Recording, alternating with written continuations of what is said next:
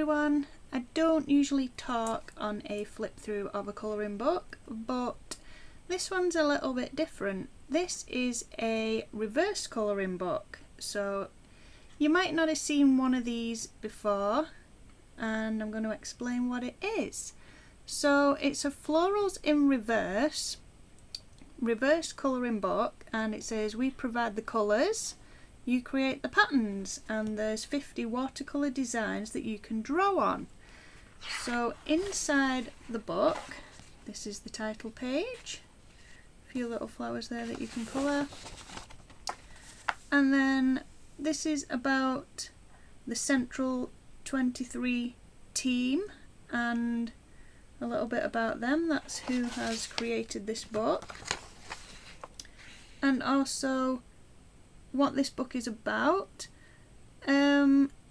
Basically, a reverse colouring book is where, for example, I'll show you a page. The colours are already in the book, and what you do is you draw the outlines, you can doodle on it, you can draw patterns on it. You don't have to be an artist, you can doodle and draw on it however you want. You just have to follow around whatever you can see, like these are flowers.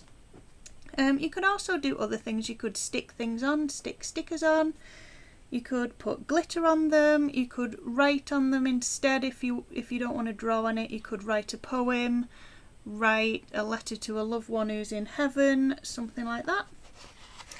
So there's an ideas and inspiration page at the beginning.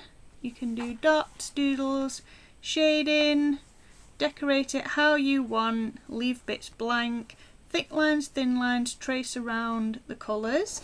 Then there's a page where you can test your pens on it.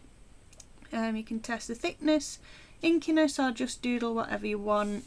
And it's probably a good idea to test your pens here to see if they go through to the other side, see if the ink bleeds through, but I would advise to always put a sheet of paper behind, just to protect the next page from any ink that does bleed through.